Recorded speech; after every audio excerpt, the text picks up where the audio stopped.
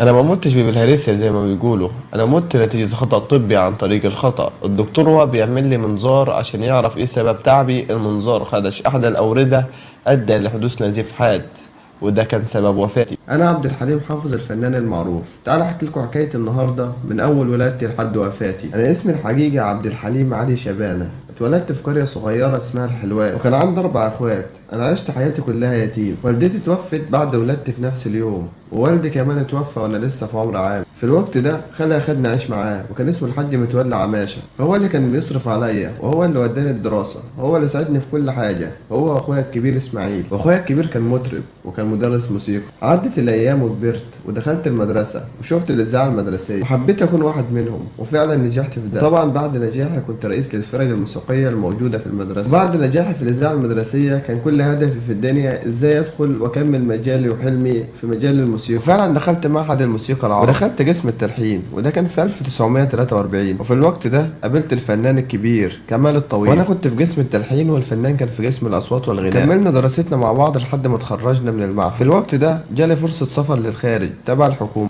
بعد كده السفر اتلغى. بعد ما السفر اتلغى اشتغلت 4 سنين مدرس في طنطا والزقازيق والقاهره. قدمت استقالتي بسبب عدم راحتي في التلحين. بعد كده اشتغلت في الاذاعه الموسيقيه عادي. الفتره دي وانا شغال قابلت صديقي المقرب مجدي العمروسي، فعلا كان بيساعدني في حياتي وعرفني على الفنان الكبير حافظ عبد الحليم. بصوتي جدا واعتبرني ابنه، وقال لي من النهارده مفيش عبد الحليم شبانه، من النهارده اسمك عبد الحليم حافظ. يوم كان المسؤول عن الغناء غايب، فانا طلبت من الفنان حافظ ان انا اغني مكانه، وقلت استغل الفرصه وطلبت من الفنان الكبير حافظ ان انا اغني مكانه.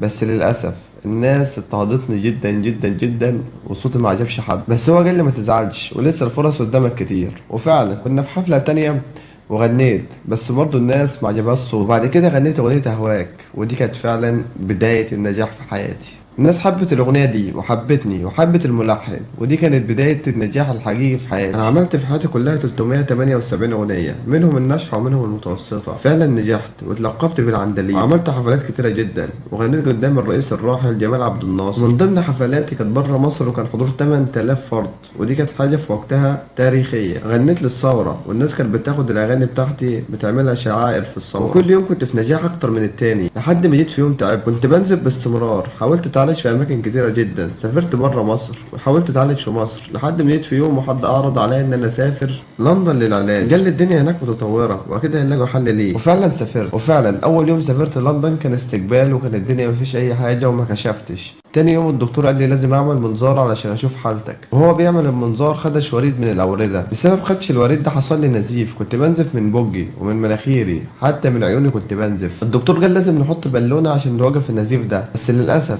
البالونه دي كانت نهايه حياتي، ودي كانت سبب وفاتي. قعدت 4 ايام بعدها في المستشفى ميت كلينيكيا. الدكتور خايف يقول للناس ان انا مت، بس ما كانش فيه حل غير ان هو يبلغ الناس. وفعلا دي كانت نهايتي. واثناء تشييع جنازتي كان حضور 250 ألف فرد، وناس كتير انتحر. لو لسه بتسمع لحد دلوقتي قول لي أحسن أغنية بتحبها مني. ودي كانت قصة حياتي في الدنيا. ادعولي بالرحمة. عبد الحليم حافظ.